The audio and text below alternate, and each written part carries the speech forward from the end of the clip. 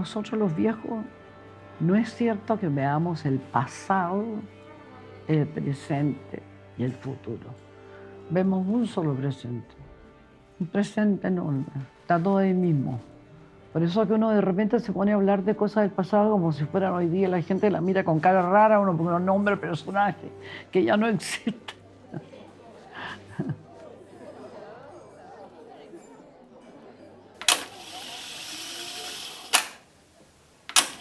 Gabriel Valdés. Y un descriteriado ha tenido la ocurrencia hace pocos días de decir que Chile le dice adiós a América Latina. Yo les digo, es una falta de respeto a nuestra historia, a nuestros muertos, a nuestra cordillera, a nuestras montañas, a nuestros poetas. Es una falta de respeto a los cerros de Valparaíso. ¿A dónde se van a ir?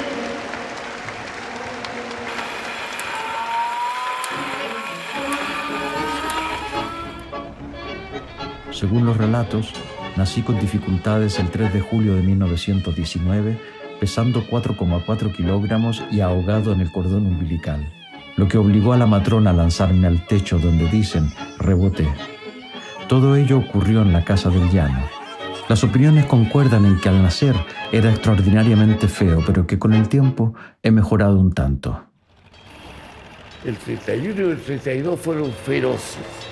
Aquí quebraron todas las salitreras y toda la población de los trabajadores del Caniche se vino a pie a Santiago con sus mujeres, sus chiquillos en el peor estado.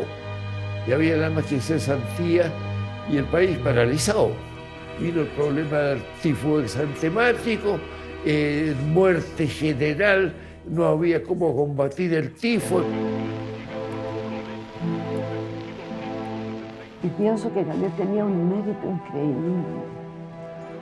No se imagina usted lo que era la vida de esa familia, ¿no? Viajaban constantemente a Europa. Gabriel estuvo en un colegio en Roma. Eran tremendamente amantes de la belleza, de la música, de la pintura. Así que él se crió en un medio tremendamente culto y refinado.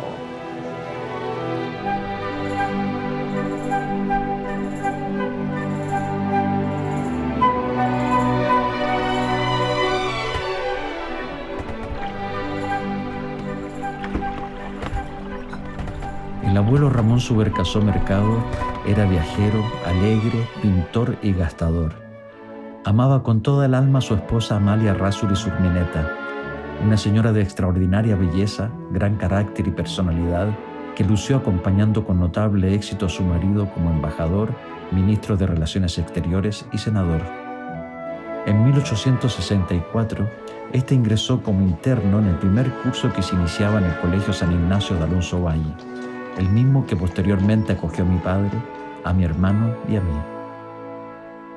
Estábamos por entrar al primer año de Humanidades, el año 31, y teníamos 11 años.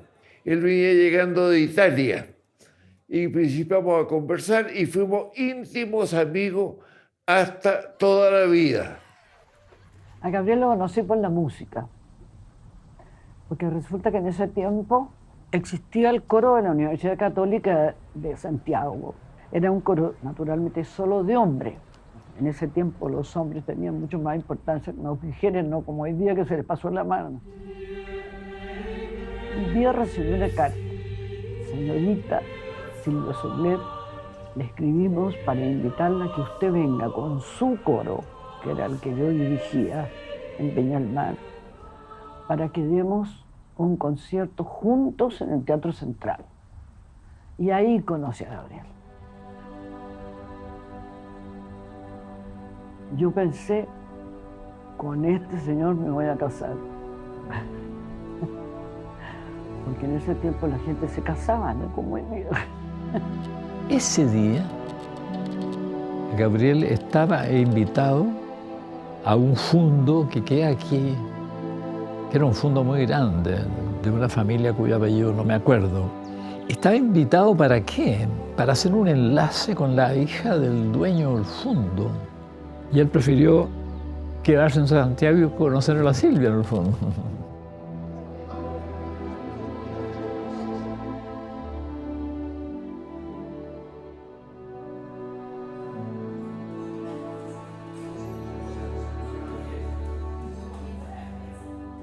Es una familia muy especial. Desde luego, le puedo contar que una tía de Gabriel que vivía en Viña y que era amiga de mi mamá, cuando yo me comprometí con Gabriel, le dijo a mi mamá, sabes que me preocupa un poco por la Silvia. Le dijo, porque ella es como un pájaro, le dijo, tan alegre, hace su vida la música y va a ser como entrar a un convento en esa casa. Mi suegra, Blanca Subercaso, era una mujer extraordinaria. Es cierto que era extraordinariamente religiosa, pero no era una beata. Ella al principio conmigo me encontraba muy moderna, ¿no? Porque yo andaba siempre de pantalones y en bicicleta y todo eso, y a ella le pareció un poco. Y Horacio era ingeniero, y un ingeniero muy importante. Era ingeniero eléctrico. De repente habían visitas en el living y él salía con un delantal blanco y atravesaba y no saludaba a nadie. Y tal, este caballero que aparecía de repente.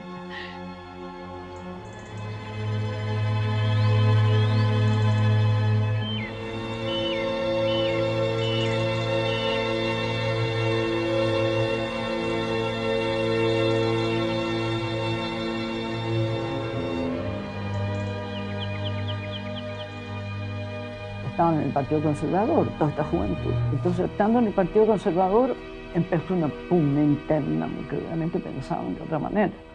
Y ahí fue que nació la democracia cristiana. Y la idea era el sentido cristiano de la vida. Eso se acabó, po. No, sí, la Falange era gente muy joven en aquella época y se opuso a apoyar a Ross porque significaba la ultrarreacción, ¿no es cierto? Así que don Pedro Aguirre tuvo una participación muy importante en la industrialización del país. Era la actividad económica en poder del Estado. Eso no lo aceptaban los conservadores y los liberales. Y entonces los radicales, con los falangistas y no sé quién más, los socialistas, eran partidarios de la corporación y le dieron impulso y se ganó por un voto en la Cámara.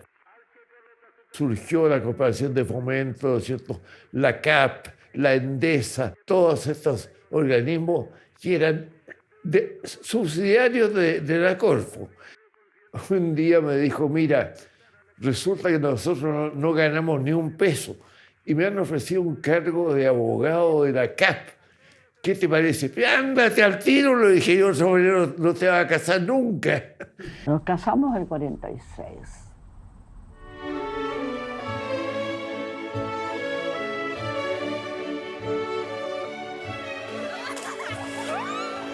Silvia fue siempre muy activa, ¿eh? Tendió a la autonomía, siempre. Eso ya antes de conocer a Gabriel. Solo que Gabriel le echó más benzina al fuego. Nos fuimos a Francia después, donde estuvimos allá becados. Ya estuvimos un año. Estudié con dos compositores, con Darius Milhaud y estudié con Olivier Messiaen. Y ahí entonces, bueno, pasó el año y me volví, entre otras cosas porque empecé a esperar a mi tercera hija, María Gracia.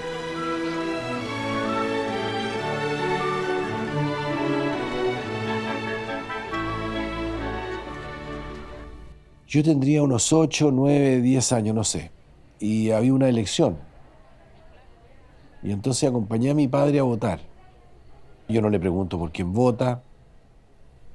No me parecía, supongo, tan grave. Además, enseguida era una elección parlamentaria y yo no entendía mucho cómo estaban haciendo el asunto. Pero cuando vamos saliendo, hay una persona que se le acerca a mi papá y le dice misteriosamente, ¿votaste bien? Entonces mi papá le dice, por supuesto que voté bien. Entonces yo ahí me sentí curioso y le dije, ¿por quién votó? Y me dice, es que voté por Mewes, el socialista, y no por Monkeberg, como está votando toda la derecha. Yo le dije, ¿por qué no? Es que no hay candidato demócrata cristiano. Es o Mehue o Monkever, y yo voté por Mehue. A mí eso me marcó muchísimo. Ese fue un momento de la vida de mi padre muy importante, yo creo, porque él fue director de este diario que se llamaba La Libertad. Y La Libertad era un diario que competía con Clarín. O sea, era un diario que buscaba ser popular y estar en los sectores populares. Y era un diario que era claramente antiderecha.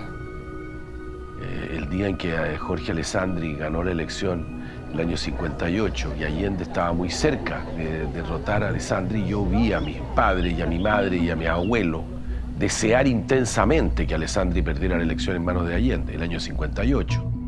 Trabajé fuerte y sostenidamente para las elecciones del 58, donde se presentó por primera vez Eduardo Frei como candidato presidencial, y que finalmente ganó Jorge Alessandri. La derrota nos dejó muy tristes. Gabriel fue uno de los dirigentes importantes de esa campaña, y con don Eduardo Frei tenía una relación muy estrecha. Yo era un soldado en ese momento, más que nada. Era de los más amigos de mi papá, así que lo veía. No sabría precisar la fecha, pero tengo recuerdos de él desde chica. En ese tiempo, un político era una persona muy honorable. Y lo que es mejor, ellos nunca confundieron la política y los negocios. Y este movimiento, y este hombre que está aquí para hablarles, representa una revolución en la libertad. Vamos a construir el desarrollo económico de Chile. Y llegaban todas las personas que nosotros suponíamos que iban a ser ministros. Y mi papá no decía nada, a quién iba a hacer o a quién iba a nombrar. Entonces nosotros nos metíamos y en el velador tenía un papelito y ahí mirábamos. Y ahí vimos que Gabriel iba a ser de relación. Yo lo nombré. No, yo era el presidente del partido. Yo iba todos los días a las 10 de la mañana para conformar el gobierno. Los dos solos. El ministro de Relaciones Exteriores me dijo, voy a nombrar al Kiko Bernstein, que era funcionario muy antiguo ahí. Y yo le dije, yo te tengo un candidato mejor. Porque este es un gobierno nuevo. Y tú quieres renovar, entre otras cosas, la política internacional. De manera que hay que nombrar gente joven. ¿Quién me dijo? Gabriel Valdés, porque hemos estado trabajando juntos en la elaboración del programa. Fue con Ramiro Tomic a Estados Unidos a negociar la cuestión del cobre. Y además le dije, pertenece a una familia aristocrática, que a ti te gustan tanto. Porque les gustaban los medios. Entonces, terminó la conversación. Me fui y al día siguiente volví.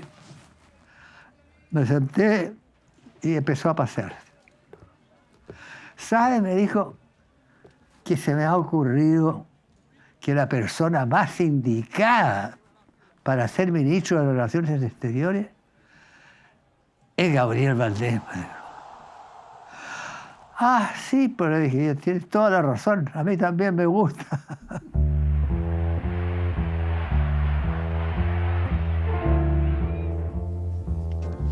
Valdés tenía una idea de gobierno que a mí me parecía en teoría estupenda, pero que él la practicaba.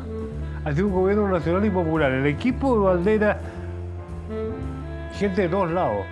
Berguño, Armando Uribe, Jorge Edwards. O sea, juntaba lo que a él le parecía que más le podía dar. Ramón Huidobro era clave en ese gobierno. Yo era un joven de la patria joven. Y en un determinado momento, al iniciarse el gobierno en el año 64, 1964, viajaba el presidente y el ministro de Relaciones a Europa, una gira enorme. Y había que hacer discursos. El discurso de De Gaulle es breve, preciso. Y me metieron en La Moneda, en una pieza oscura, a escribir ahí lo que saliera. Me costó mucho porque en realidad yo fumaba como un carretonero en un mareo horrible y no salía nada. Nosotros veníamos del gobierno de don Jorge Alessandri, que era, mirado hoy día, aparece como un gobierno respetable. Pero era un gobierno muy doméstico, un gobierno muy provinciano, que no tenía horizonte externo, digamos. Entonces la llegada de este dúo Frei-Valdés fue abrámonos al mundo. Chile empezó a hablar un lenguaje distinto. No queremos destruir ni debilitar la Organización de Estados Americanos, pero estamos convencidos que de no modificarse las actuales condiciones, ella está irremediablemente condenada. Gracias. Cambiar Naciones Unidas, cambiar la OEA, cambiar las relaciones, preocuparse del tercer mundo. Estas son las peticiones del tercer mundo. Ustedes pueden hacerlo. Evitemos la Guerra Fría que nos va a llevar a la polarización y a la guerra mundial. Ese era el lenguaje nuevo. Y ese lenguaje era directo y dicho en todos los discursos de Naciones Unidas. Valdés lo repitió todos los años. Lo que él tenía era un sentimiento que América Latina tenía una dimensión y una vocación que era distinta a la de Estados Unidos y que Estados Unidos en realidad, por la manera como se había planteado históricamente, constituía un freno a la capacidad de América Latina de expresarse y de construirse como entidad histórica. Y eso sí lo tenía muy fuerte y lo expresó siempre en Estados Unidos y en América Latina y en Chile. La política de Gabriel Valdés como canciller es la política más latinoamericanista que ha habido nunca. E incluyo en esto al gobierno de Allende. Él podía tener los conflictos que tuviera Chile, o podía estar enfrentando los conflictos que tuviera Chile con Perú, o pudiera tener Chile con Argentina, que los tuvo en su época en particular, y con Bolivia. Pero él tenía muy profundamente la idea de que Chile pertenecía a una familia que era latinoamericana y que esa familia latinoamericana tenía identidad cultural. Y como los fenómenos culturales ocupaban un rol central en la manera que él tenía de mirar el mundo, América Latina formaba una parte que no se discutía. Se era latinoamericano tanto como chileno, cualquiera fuera la situación de relación política que se tuviera con el resto de los países de América Latina. Nosotros teníamos algunos problemas muy urgentes en esa época. Teníamos el problema del sur, del Bigle. Vivíamos preocupados de lo que pudiera pasar en el Bigle. Obviamente teníamos problemas también en el norte en la posibilidad de un pacto andino. Valdés era mucho menos anti-peruano y boliviano que lo que han sido después. Sacaba mucha gallardía frente a los argentinos, no entre los peruanos y bolivianos con los cuales quería tener las mejores relaciones. No le pidan a América Latina, que ha sido el continente más abusado, que forma parte de Occidente, sin embargo Occidente ha extraído riquezas y no ha entregado sino muy poco. Por tanto, las causas externas siguen conspirando para que América Latina no se desarrolle, por muchas que sean los discursos y las buenas intenciones. La tendencia en América Latina es al empobrecimiento frente a Europa, Estados Unidos y Japón. Valdés era extremadamente entusiasta y optimista por lo que hacía. Y tenía una fuerza física enorme. Trabajaba como un enano. No se cansaba nunca. Muchas veces me ha tocado observaciones como ¿cuáles son los grandes ministros de Relaciones de la época contemporánea? Valdés. Aunque mucha gente no lo puede ver, ¿eh? No lo dice por simpatía personal, sino que como un reconocimiento de un tipo que fue un gran ministro de Relaciones, que cambió toda la cosa.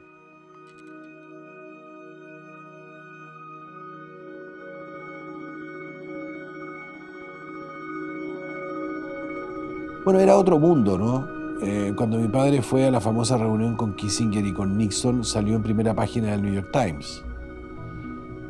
Cuando uno se imagina hoy qué tendría que hacer un ministro de Relaciones Exteriores de Chile para salir en la primera página del New York Times, no me puedo imaginar, pero tendría que ser algo francamente rupturista. El objeto de la reunión era que con franqueza el presidente de Estados Unidos y la gente que le encargaba de los temas internacionales entendieran esta nueva América Latina que se venía desarrollando, pero que no se había manifestado con esta fuerza en la relación directa con Estados Unidos. El resultado, bueno, ¿quién estaba al frente? Estaba Nixon, tenía el secretario de Estado Rogers y a su izquierda tenía Kissinger. Kissinger estaba en la sala.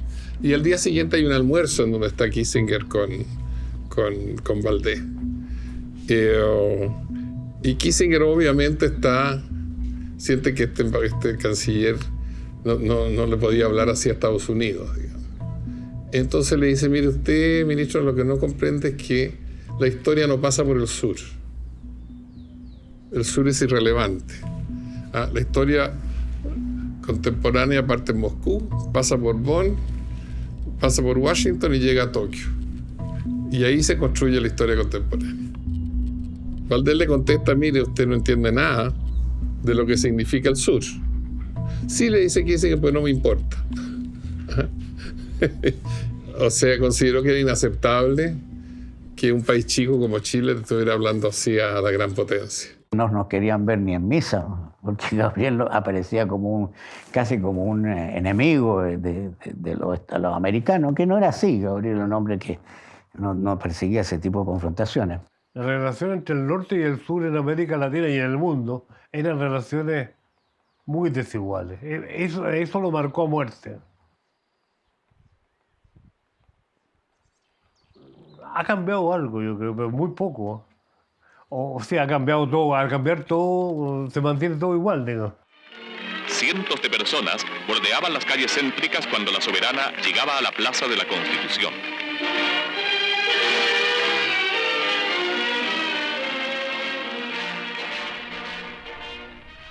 La reina de Inglaterra entonces llegó a una casa que estaba hecha, había sido pintada y estaba preciosa. Era una típica casa chilena colonial. Nosotros fuimos entrenados para hacer una reverencia cuando llegara la reina. Son las reverencias más ridículas que he visto nunca. Pero mi hermano y yo hicimos esta reverencia cuando llegó la reina. La reina entró y estaba invitado allí todo lo que era el mundo político y el mundo cultural de Santiago de la época. Entonces estaba desde Francisco Bulnes Sanfuentes hasta Volodya Teitelboim y Salvador Allende, por supuesto, que estaba presidente del Senado, sentado al lado de la reina y del príncipe Felipe. De los hechos que recuerdo más notables son: el príncipe Felipe pide cerveza. El Ministerio de Relaciones Exteriores no había considerado la posibilidad de que alguien pidiera una cerveza escudo en medio de una fiesta real, con lo cual tuvieron que correr a Barnechea a buscar una cerveza. Varias cervezas. Segundo, la famosa conversación histórica entre el príncipe Felipe y Salvador Allende. Que el príncipe Felipe le dice a Salvador Allende en un tono de superioridad: entiendo que usted ha sido 2 veces candidato a la presidencia de la República y ha perdido la elección. Entonces Salvador Allende le dijo: sí, señor, y pienso ser por 3ª vez. ¿Y sabe lo que va a salir en mi tumba? Va a salir: aquí yace Salvador Allende, futuro presidente de Chile. Ese chiste se lo contó él al príncipe Felipe y aparentemente eso rompió el hielo y se cayeron bien. Así que hubo una conversación amable después de eso. Me acuerdo también de cuando la reina saludó a Volodya Teitelboim y mi padre le dijo: Volodya Teitelboim, senador del Partido Comunista, un gran escritor chileno. Y cuando pasó Volodya, la reina le dijo a mi padre: hacía muchas décadas que yo no le daba la mano a un comunista. Pero lo que más impresionó a mi padre fue que la reina en un momento dado le dijera que quería hablar con él y le planteara que Chile tenía que comprar reactores nucleares a Inglaterra. Porque mi padre siempre pensó que la reina tenía solamente un carácter ceremonial, pero esta señora hacía negocio, para el Estado británico, naturalmente. La reina se encontró con un país pobre como era Chile, pero con una autoridad, la misma cosa de la cual nosotros estamos orgullosos, digamos. No había corrupción, había orden, las cosas funcionaban a la manera como se funcionaba en 1960. El grupo de personas al cual él perteneció era extraordinario. O sea, Bernardo Leyton era un personaje absolutamente increíble. Cuando en las elecciones era candidato pedía que votaran por otros. No vote por mí, yo tengo voto, vote por Ricardo Ormazábal. Y recorría el centro y saludaba a todo el mundo y ganaba las elecciones con primera mayoría. No tenía un peso. Yo admiraba enormemente a la generación de mi padre y a la generación de Eduardo Frei, Tomich Leighton y compañía, que eran para mí un paradigma de cómo se debía generar o armar una generación para gobernar un país. Pero al mismo tiempo yo sentía que no era esa mi generación. Desde el punto de vista internacional, la revolución en libertad era la alternativa a la revolución cubana. Desde la perspectiva de muchos jóvenes, lo que les interesaba no era ser alternativa a nada, sino hacer una auténtica revolución. La caricatura que se hizo de la izquierda allendista como una mera prolongación soviética provocó la radicalización de muchos jóvenes demócratas cristianos. Lo que nadie podía imaginar era que un lugar propicio para el desarrollo de esta radicalización fuese la Universidad Católica de Chile. Nosotros hablábamos de todo, nosotros discutíamos, yo me acuerdo de las discusiones con mi hermano Juan Gabriel cuando se tomaron la Universidad Católica, mi papá era ministro. O sea, los tiempos han cambiado mucho, por lo tanto, si yo digo eso es como muy normal que alguien se tome una universidad y que el papá sea ministro. Eso puede darse perfectamente, pero en esa época las cosas no eran así, ¿no? Entonces Frei llamaba a mi papá y le decía, tu hijo se tomó la universidad, y entonces me acuerdo los gritos en la casa, y mi papá le decía, pero tú tomas la universidad, yo soy ministro, y qué sé yo, entonces, pero viviendo bajo mi techo, si se quiere tomar la universidad, váyase a la casa, estas cosas, ¿no? En el año 68, un grupo de jóvenes estudiantes de la época, entre otros Miguel Ángel Solar y yo y otros, decidimos ir un sábado y domingo afuera de Santiago para reflexionar sobre lo que estábamos haciendo en política, en fin. Y se nos dijo por la persona que nos había invitado que el día domingo don Gabriel Valdés visitaría el lugar. El día domingo llegó don Gabriel Valdés y tuvimos una conversación sobre política. Y él nos dijo, entre otras cosas,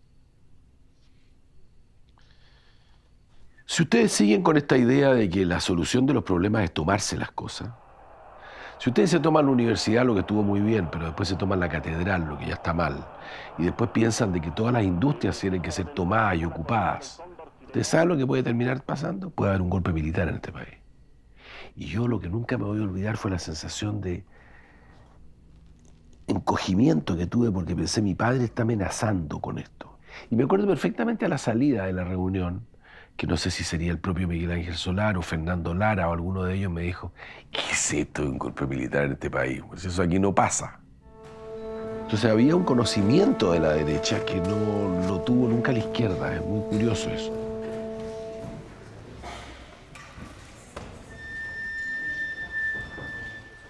Él estaba perfectamente consciente de haber nacido en un contexto social que normalmente milita en la derecha, ¿no? Y que son las familias que pues en el siglo XIX formaron un poco la república de este país y que hoy día constituyen los grupos de derecha. Él estaba consciente de eso. Sin embargo, le dio mucha seguridad como persona el haber nacido en ese lugar, pero siempre desde el principio se marginó y fue muy criticado. Yo me acuerdo cuando yo estaba en el colegio, me decían, tu padre es un traidor, me lo decían muchos de mis compañeros. Ahora, cuando vino la reforma agraria, eso fue tremendo.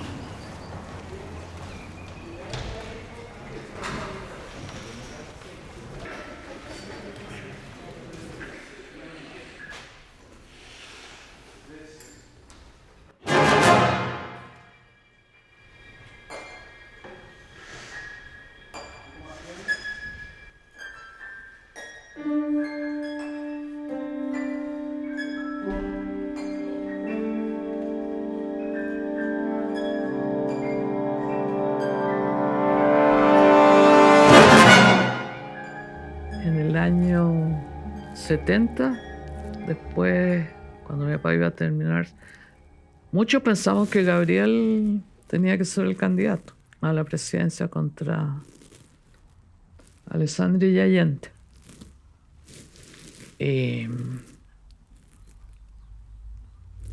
Y había mucha gente. Y Gabriel no quiso porque le tenía mucha amistad a Tomich. Así que Gabriel no quiso crear un problema. El senador Radomiro Tomich estuvo presente. De una generosidad increíble, porque Gabriel habría sido presidente.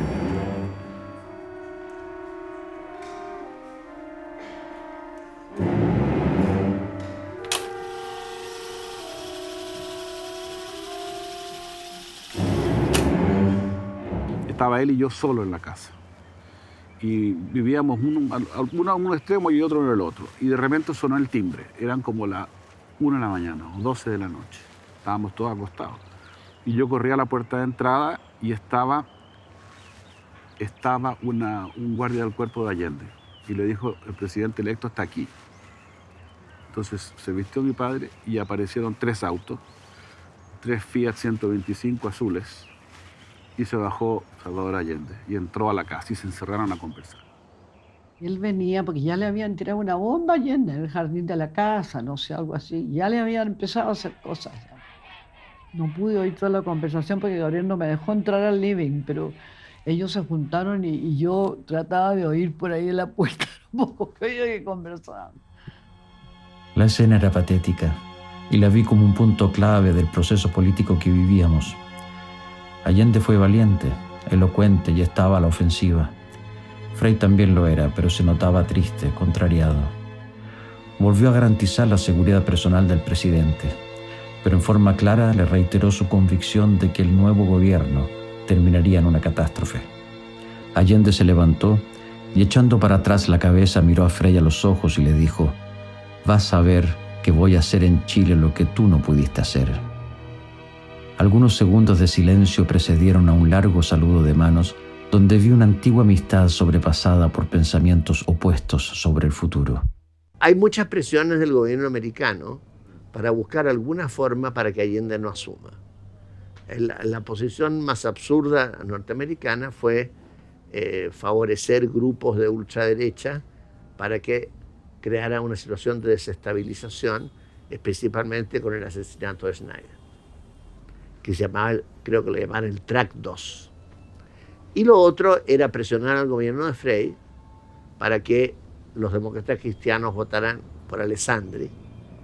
Después se suponía que Alessandri renunciaba, entonces se suponía que había nuevas elecciones, donde se volvía a suponer que podía ganar Frei. Pero eso no prospera, esa cosa. Bueno, Valdés cuando terminó el canciller, terminó el gobierno, quedó como un líder indiscutido. Pero Valdés se fue de Chile, estaba un poco lejano. Estaba lejano y desconocido hasta la caída del gobierno de Allende. Porque le dio asilo en el PNUD a muchísimas personas. Hasta creo que llegó un momento que en Naciones Unidas dijeron, ya córtela con nombrar chilenos, o sea, basta ya. Una oportunidad fantástica, irse afuera con ese cargo, hacerse cargo de América Latina. Él era un hombre que creía mucho en América Latina.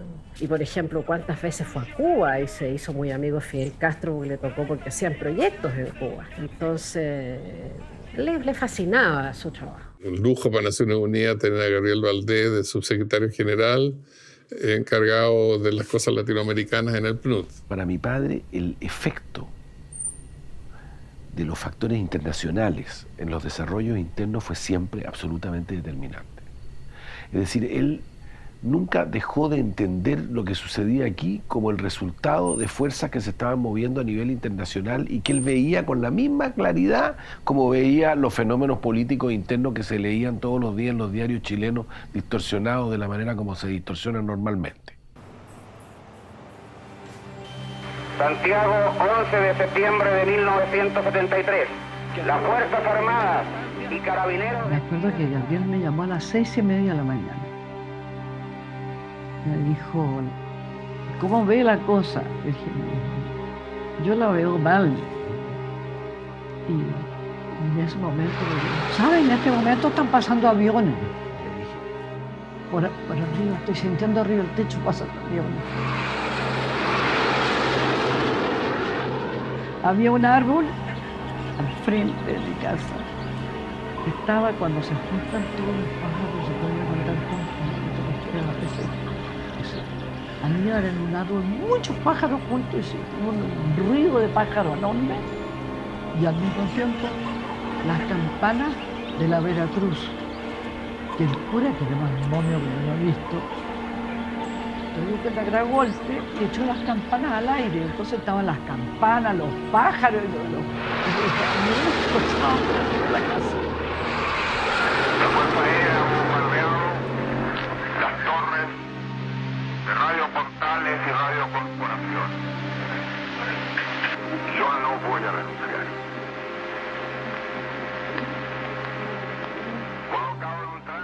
Por el teléfono desde Nueva York, oí el último mensaje de Allende y oí el ruido de los aviones y oí las bombas. Y esa sensación tan extraña de que pudiera pasar una cosa así en Chile, se me quedó grabada. Una angustia tremenda en el recuerdo. Entonces nos fuimos todos sin ponernos de acuerdo. Nos encontramos ahí todos, los 13. Y ahí discutimos sobre qué íbamos a hacer. El resultado fue hacer esta carta. Había algunos por ahí que, si les hubieran dado un empujoncito, se habrían entendido con los militares. De hecho lo hubo, ¿no? Pero el golpe se veía venir, yo estaba acosado. A mí en la calle yo no podía andar porque pasaban unas veteranas, todo eso estaba convenido con ellos. Pasaba por mi lado y decían, comunista, comunista. Bueno, me avisaron para afuera, pues. Yo llamé a Orlando alrededor de las 10 de la noche y le dije que al día siguiente no podía irme con él porque tenía que quedarme con los niños, cosa que a él le pareció mal, porque yo le tenía que entregar un texto y en esa época no había ni fax, ni había tampoco mail, ni había nada. Y entonces yo argumenté que total daba lo mismo porque yo iba a estar a las 9:30 en la oficina y le podía pasar las cosas que él necesitaba. Y él aceptó.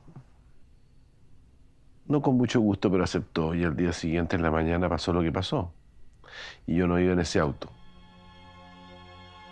Pinochet era capaz de cualquier cosa. Cuando uno ve un atentado como el de Leyton es como el arroz con leche. Hay más buena persona que puede haber en el mundo, es un santo. Después de eso uno dice, bueno, puede matar a cualquiera. Y hay razones para matar a cualquiera después de eso. Manuel Contreras tenía la obsesión de que Gabriel Valdés y Orlando Letelier iban a constituir un gobierno en el exilio. Esa era su idea. Eso nunca obtuvo ni siquiera en los sueños más avanzados de ninguno de los dos. Yo fui con Orlando a almorzar a la casa de mi padre en Larchmont. Me acuerdo muy bien del almuerzo. Almorzamos los tres. Y en ese almuerzo se discutió Chile y se discutió cuán de acuerdo estaban ellos en lo que había que hacer, en el avance en la búsqueda de un acuerdo con la democracia cristiana, en la necesidad de ser firme y duro en materia de derechos humanos en Naciones Unidas, en cómo se podía trabajar con parlamentarios americanos para explicarle que lo que estaba ocurriendo en Chile era una locura y además era un crimen. La entrevista de Kissinger y de Pinochet sobre lo que está haciendo Letelier y Valdés en Estados Unidos es absolutamente esencial para entender por qué mataron a Letelier y por qué pusieron a Valdés en una situación igual de amenaza de muerte. Él estaba obsesionado con lo que estaba haciendo Valdés y lo que estaba haciendo Letelier en Washington. De la misma manera como estuvo obsesionado luego con lo que estaba haciendo Frey. Ha muerto uno de nuestros jefes, un hombre que señaló rumbo, que expresó los grandes anhelos de nuestro pueblo. En octubre del 81, a propósito de un seminario muy grande que se organizó en Alemania con las fundaciones políticas, estuvieron invitados don Gabriel y Eduardo Frei. En esa oportunidad, Frei dijo, sería bueno que él tomara el liderazgo de la democracia cristiana, a lo cual don Gabriel le respondió que por ningún motivo, que Frei era el líder del partido y que él sería feliz el secretario general. Don Eduardo Frei, que estaba vivo, y la gente que rodeamos mucho esto, empezaron a ver la posibilidad de Gabriel Valdés, que dejaba a las Naciones Unidas después de 10 años de un puesto muy importante, y que sería fantástico que él pudiera tomar el partido. No fue fácil, ¿eh? Había gente que te resistía a eso, porque lo encontraban izquierdista. y Gabriel Valdés no era ni izquierdista ni eso, sino que ya venía con una experiencia grande y encontraba de que la forma de recuperar la democracia y terminar con la dictadura era en conjunto, no había otra alternativa. Gabriel siempre logró que nos volviéramos a encontrar con gente con la cual habíamos tenido diferencias muy grandes, con la Unidad Popular. Mi padre tenía un aspecto romántico también en su personalidad, y esto de venir a Chile, dedicarse a un partido que estaba bajo una dictadura militar, pues a él evidentemente le atraía. Pensó que esta era la oportunidad de cumplir con este sueño que él tenía de aportar a la política chilena, ¿no? Yo le voy a contar todo lo que Gabriel hizo. En cuanto llegó, dijo, ¿cómo es posible que en la democracia cristiana nadie haya hecho nada contra la dictadura? ¿Cómo es posible? Bueno, entonces empezó a reunirse con los jóvenes y empezó a decirles, no podemos quedarnos de brazos cruzados, algo tenemos que hacer. Y ahí empezó a llamar a las protestas. Él llamó a las protestas.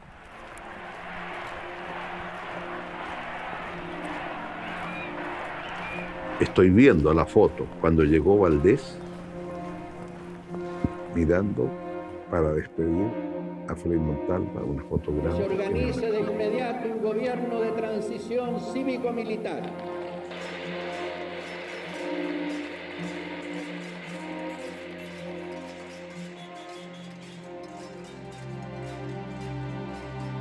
Aquí entonces no hubo ninguna duda lo que iba a hacer. Él iba a enfrentar a Pinochet. Y eso es lo que hizo. En las crisis emergen cosas más profundas del ser humano. La apariencia como que queda un poco atrás. Para mí fue muy importante ver a un hombre dirigente de la democracia cristiana, ¿no? y además una figura pública elegante, como era don Gabriel, estar en la calle enfrentado a los lacrimógenas y al chorro, ¿no es cierto? Pero yo me acuerdo haberlo visto, claro que le gritaba a los carabineros. Eso también me gustó a mí, claro, porque le gritaba a los carabineros. Claro, porque yo nunca vi a los otros en la calle, pues. No, pues si nunca estuvieron. Y esa cosa importa. Eso es lo que da confianza. Entonces uno decía, pucha, si le pasa a él, nos va a pasar a todos nomás, pues así que hay que... Y tampoco podíamos dejar solo a los que estaban ahí en primera línea, así que había que estar de atrásito. Mira, yo lo vi como el hombre que más coraje tenía para enfrentar al dictador. Era el tercer hombre de Naciones Unidas, era el director del PNUD.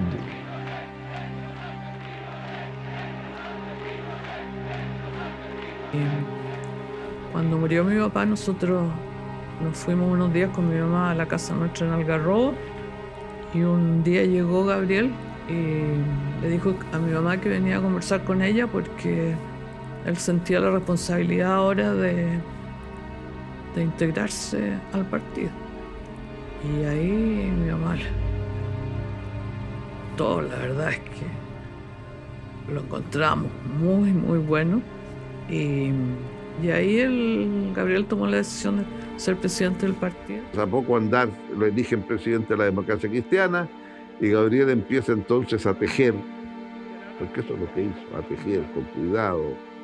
Con el fin de lograr una verdadera transición a ella y hacer... Hubo esta división dentro de la democracia cristiana, entre los que estaban por aquí y los que estaban por allá. Y Gabriel en eso... Ya, yo estoy por arriba. Yo voy a recorrer Chile con la Alianza Democrática. No necesito títulos. Democrática republicana,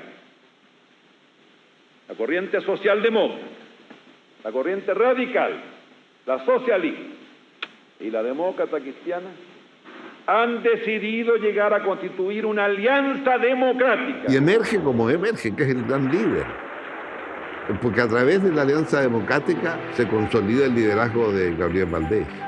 Fue ovacionado por todo el mundo en el Club Español de Santiago, ¿no? y estuvo 2 veces en un calabozo, ¿no es cierto? Ninguno de los otros estuvo en calabozo, pero él estuvo 2 veces en el calabozo. Cuando lo tomaron preso aquí la primera vez, la presión internacional fue enorme.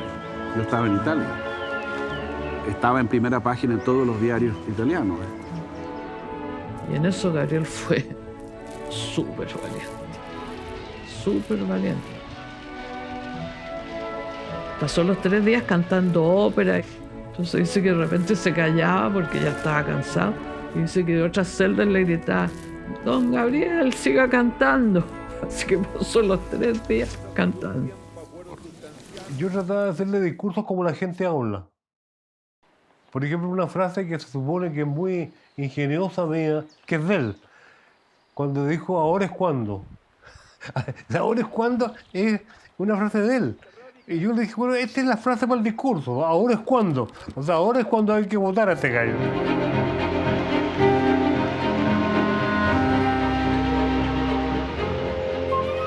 Es que eso tenía Gabriel.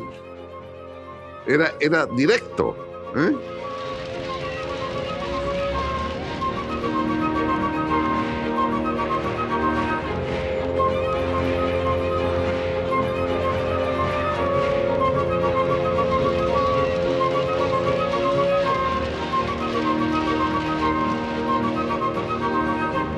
Pinochet follows the pattern of all the dictators, the same as Hitler, the same as Mussolini.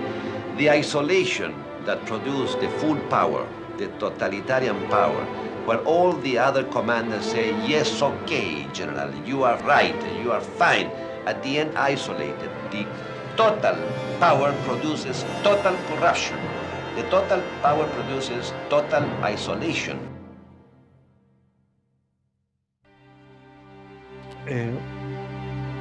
Se montó un antivaldecismo del orden establecido, que fue una pena porque Elwin no tenía malas relaciones con Valdés antes. Elwin es como lo que la gente sabe que es, o sea, tipo recto, no tiene la imaginación de Valdés, pero es también un tipo que tiene líneas políticas, convicciones y es consecuente. Pero este presunto izquierdismo de Valdés habilitó a mucha gente a decir, Elwin, ¿sabe que usted a parar porque nos puede ganar? Y ahí se montó una operación psicológica. Dentro de la DC ya había habido 2 posiciones marcadas frente al golpe. La declaración oficial de la directiva encabezada por Patricio Elwin y la declaración más claramente en contra del régimen militar de la llamada Grupo de los 13, encabezado por Bernardo Ley. Gabriel luego, ¿no es cierto?, el año 87, es reemplazado por Patricio Elwin, que asume la presidencia. Y ahí viene un problema bastante complejo, porque es una pelea muy, muy dura. Hasta el año 70, la democracia cristiana se iba con su propio vuelo, se manejaba con lo que tenía. Pero era evidente que necesitaba un esfuerzo de reanimación cultural y política que era muy importante hacerlo. No era fácil hacer eso. Y ahí surgían los problemas porque la gente decía, ¿cómo voy yo en esta historia? Porque los tipos querían ser líderes ahora. Había muerto Frey. No había un liderazgo indiscutido. Tomic había perdido la elección, con lo cual había perdido el liderazgo. Entonces los liderazgos eran en el futuro en disputa. Mira, yo creo que el tema de fondo es que a Pinochet le regalamos 10 años. 10 años de... Nadie se ponía de acuerdo, se juntaban y se ponían a discutir, los partidos estaban divididos. La vuelta de Valdés es el tránsito de Valdés, gran hombre internacional, al Valdés estadista. Y ahí se producen de nuevo 2 tesis. Uno dice, los que eran partidarios de protesta, después eran partidarios de elecciones libres. Ese fue el gran lema. El otro, en cambio, se inclinaba más por usar el plebiscito de la propia constitución de la dictadura para derrotar a Pinochet. Y la lógica fue decir, bueno, esperamos hasta que realmente podamos hacer un tránsito que estemos todos contentos y que vamos a volver a la situación anterior, o agarramos en cuanto podamos un espacio de poder en este país y después vemos cómo lo vamos cambiando. Hay un nombre de mujer que tiene más valor que todos, porque en todas las culturas y en todos los tiempos a la victoria se le retrata con cara de mujer. Muchas gracias. Gran parte de llegar al plebiscito fue gracias a los diferentes movimientos sociales que fuimos creando. Si en una dictadura ganar un plebiscito, pero si Pinochet no lo creía la noche que lo perdió. Entonces fue gracias a eso, de que como Gabriel Valdés fue el gran creador de todo esto. Y ahí entonces emerge la figura de Elwin como el portavoz de los partidos por el no. Y ahí coincidió algo muy importante. Cuando ya se empezaron a abrir y empezó a regresar la gente a Chile, el regreso de Clodomiro Almeida. Y Clodomiro Almeida tenía unas relaciones antiguas, pero muy antiguas, con Patricio Elwin. Y si usted me pregunta, ¿cuándo las cosas se pusieron un poquito más difíciles? Porque también hay que contar todo, como homenaje a Gabriel.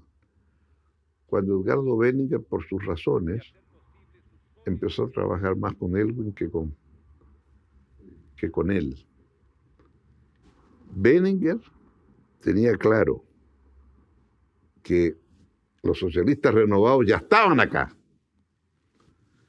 Y cuando llega Almeida, él encuentra esta relación de ambos que pasa a ser determinante. Estoy seguro que Gabriel nunca pensó en este entendimiento del mundo de Almeida. Como a las 10 de la mañana en la casa de don Gabriel, en Amundsen, nos llama una niña, Aida English, que ella trabajaba en el partido y estaba en una oficina que daba donde estaban los archivadores con todas las fichas. En esa época la computación no... Y dice, mira, se metieron adentro de la sala donde están los ficheros. ¿Cómo se metieron? Sí, claro. ¿En serio, Aida? Sí. Y está esta persona y esta otra persona está. Me paso al balcón con un palo de escoba. Rompo el vidrio, abro la puerta a oscuras y me encuentro efectivamente con que habían 3 personas. Estaban manipulando los padrones, como se llama, las fichas de los votantes. Y ahí se armó esta cosa del Carmen Gate y se envenenó mucho el ambiente porque en esas condiciones, pero quedó como el Watergate, ¿no? Esas cosas que son escandalosas que uno no sabe exactamente si habrían tenido un efecto muy grande o no.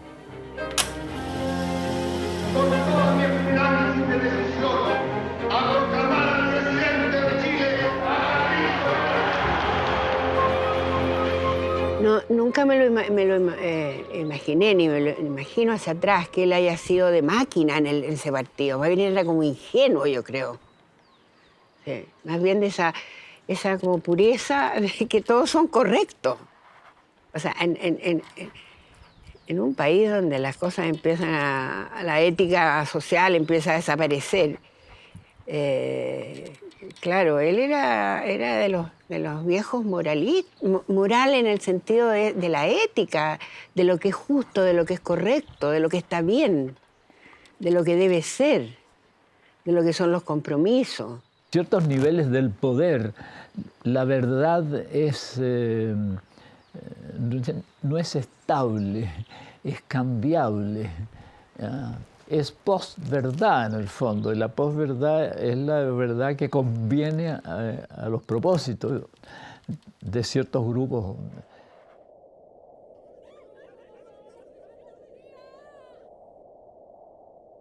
Y yo creo que tú no fuiste presidente porque Dios te ama, le dije yo.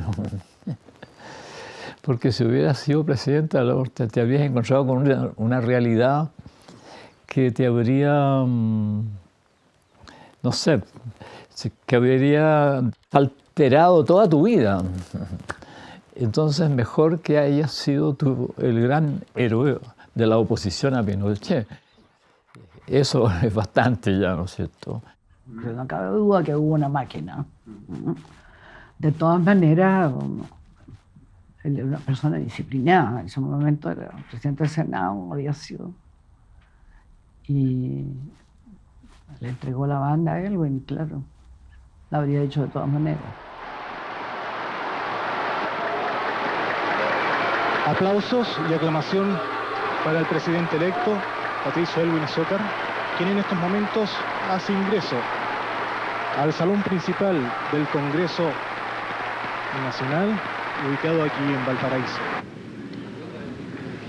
De acuerdo con lo preceptuado en el inciso final del artículo 27 de la Constitución Política de la República, procederé a tomar juramento al presidente electo, señor Patricio Elwin Azócar. Ruego ponerse de pie.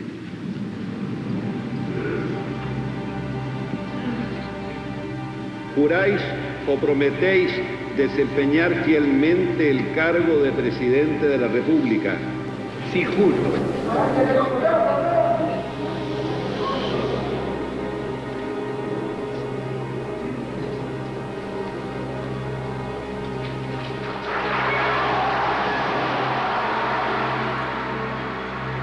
Tenía muy dentro el ser republicano. Entonces él creía que lo practicó, que había que...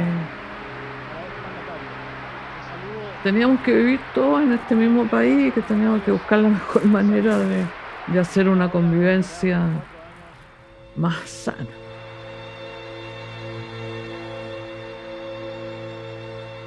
Al principio no nos saludábamos, o sea, uno no quería hablar con ellos, ni acercarse, ni nada, pero Gabriel en eso fue fundamental, porque logró un cierto respeto en el Senado.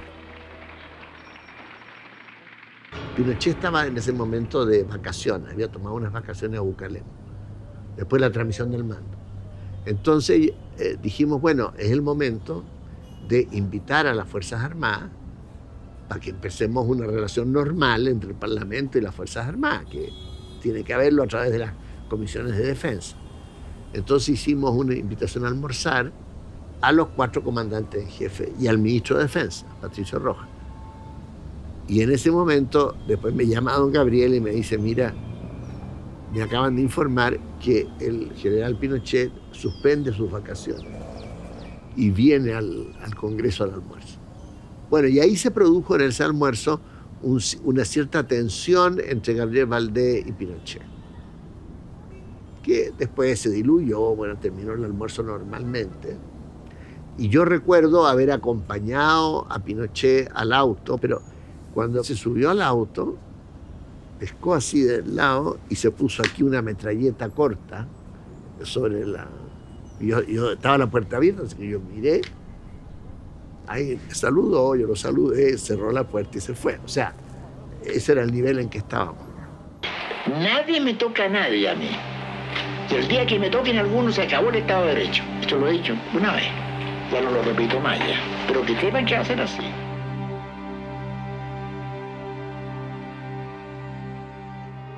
Bueno, pero ese eran unos cheques que el fondo que el hijo de Pinochet se había quedado con plata indebidamente, plata del ejército. Y yo de repente veo que que Santiago Sinclair, senador designado, ex general, se le acerca y le dice algo al oído. Pinochet se había sublevado, hombre.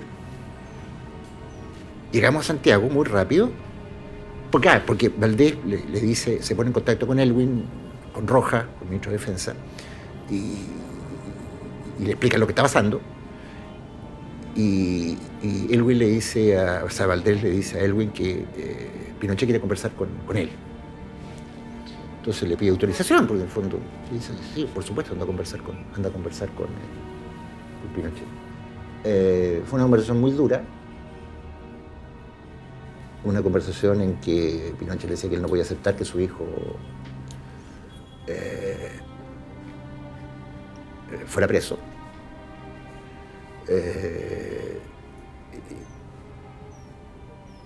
Y Valdés le dice, sí, le dice, pero la justicia tiene que actuar, que si yo no sé.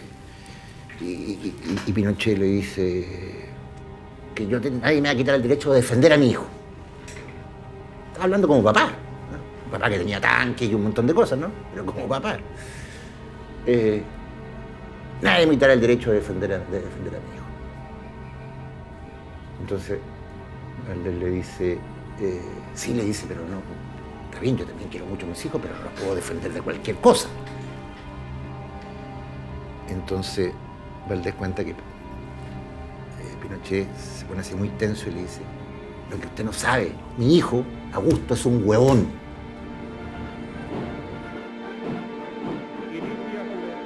Para poder despejar el futuro es indispensable conocer el pasado y no detenernos en ello. No queremos destruir la democracia en un juicio punitivo, masivo, contra nadie, porque eso estancaría o comprometería la democracia. Lo que queremos sí es la verdad, porque solo con la verdad podrá haber, en definitiva, perdón, reparación, olvido o lo que el pueblo estime conveniente. Yo creo que él tenía claro que los países tienen que hacer las cuentas con el pasado, pero no pueden quedar presos del pasado. Esa es una ecuación muy difícil de hacer en política, porque al mismo tiempo que no se puede olvidar, y es bueno que se recuerde, y es bueno que se sepa, y es bueno que haya justicia, tampoco es posible que esos temas tomen la agenda pública entera como si ese fuera el único norte del país, cuando el país tiene muchos desafíos de futuro. Yo creo que él tuvo la visión, pensándolo después, de apostar al transcurso del tiempo. O sea que la gradualidad de los cambios al final iban siendo favorables a la democracia y que la filosofía, el pensamiento, la conducta autoritaria, pinochetista, digamos, iba quedando cada vez más relegada a medida que el país se iba normalizando.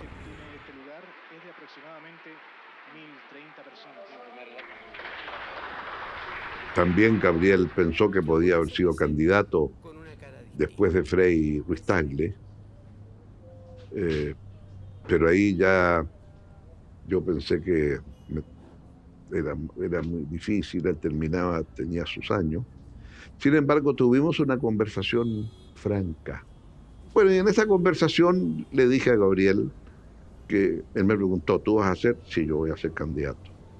Bueno, me dijo, yo no he renunciado del todo. Me siento con ánimo, me siento bien, tengo mis años, en fin, pero papá, ¿no? Y le dije, Gabriel, si tú eres candidato, yo igual voy a pedir primarias. O sea, fui muy... Sí, es que tenía una relación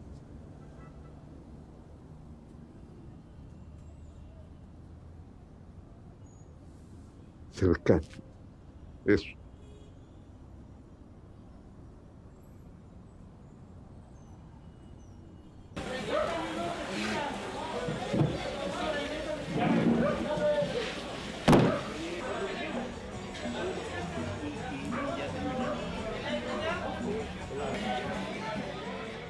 Piensa tú que Valdés tenía 70 años cumplidos y ha sido nunca candidato a una elección popular.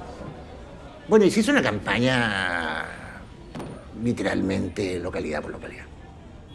Y la gente lo conocía, lo ubicaba para bien, digamos, en términos de...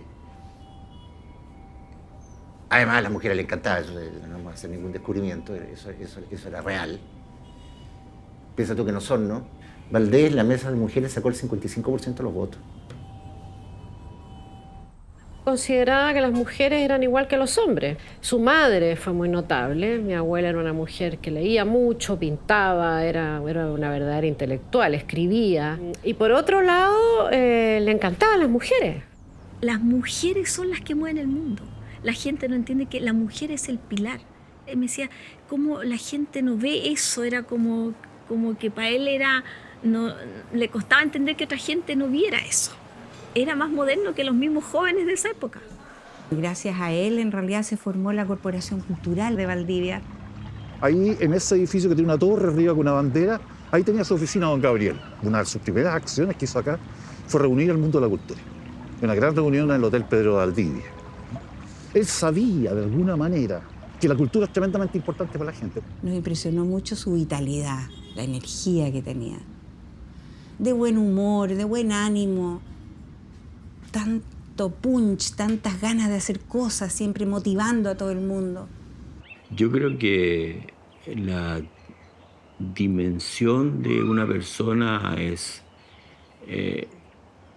¿cómo diría yo? Que era un mundo, él es un mundo culturalmente, porque tú te ponías a conversar con él y él abría su carpeta de mundo. Entonces uno al final casi no hablaba porque era muy imponente también él.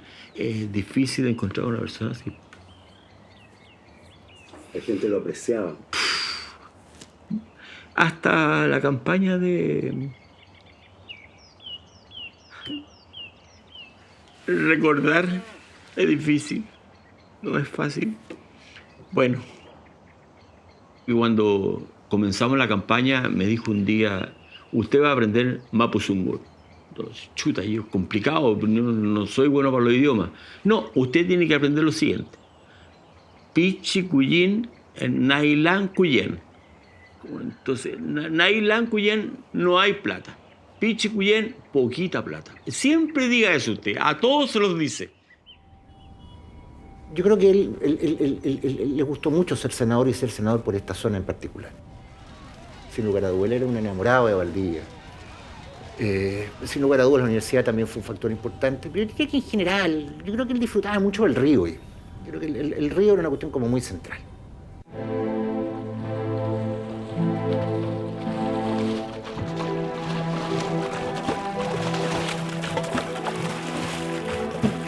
Sí, a él le gustaba acá.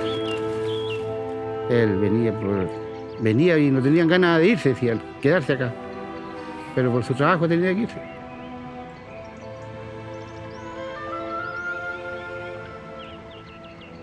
Sembrábamos papa, tuvo quinta también, que transportábamos una manzana para Valdivia.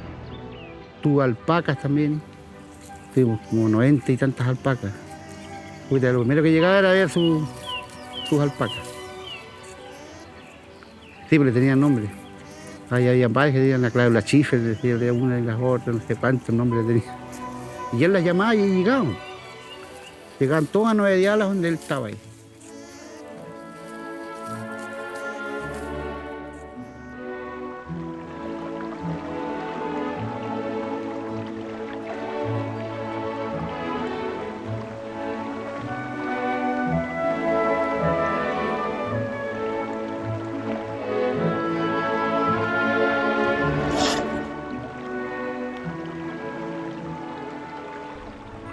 Gabriel Valdés, en el eje de su quehacer político, puso a la cultura.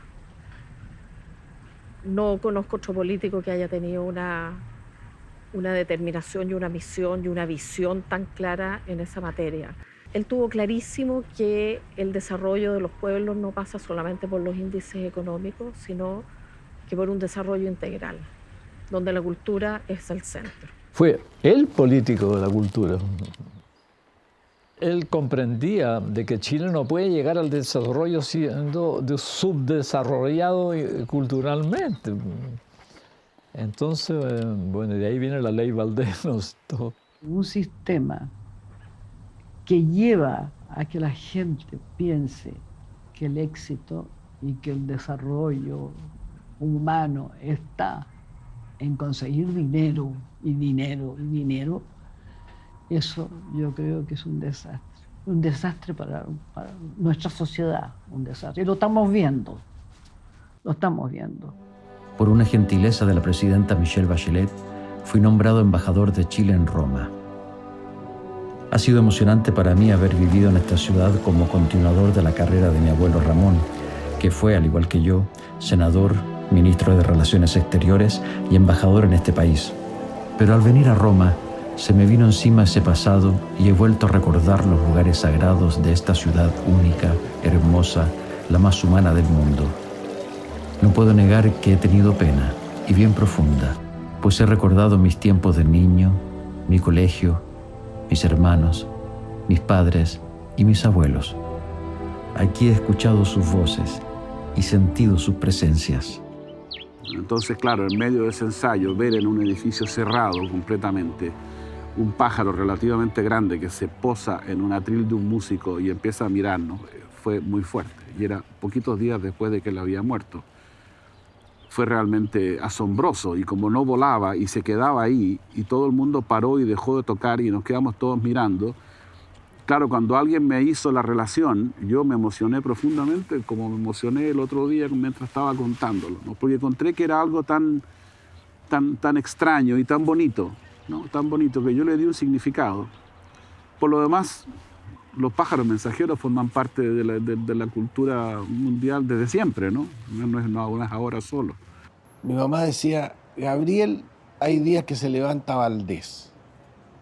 Y por lo tanto está bien modesto, anda un poco mal vestido, está preocupado de las plantas, mete las manos en la tierra, hace cosas apacibles. Otro día ahí se anda supercasó y anda tronando y diciendo todo tipo de cosas terribles y opiniones feroces y genera polémicas y qué sé yo. ¿Qué habría sido don Gabriel si no hubiera sido político? Bueno, yo creo que habría sido un gran diplomático. Yo lo veía siempre como un gran cantante de ópera. Habría sido profesor. Pensé en un escritor, pensé en un actor. Agricultor. Yo creo que era un cocinero desordenado. Y dejaba la cocina muy desordenada.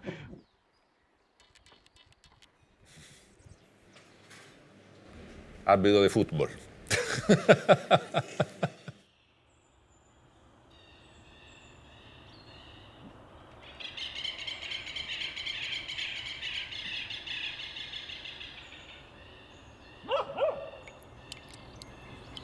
Clausuro estas páginas a tiempo para enfrentar lo inevitable.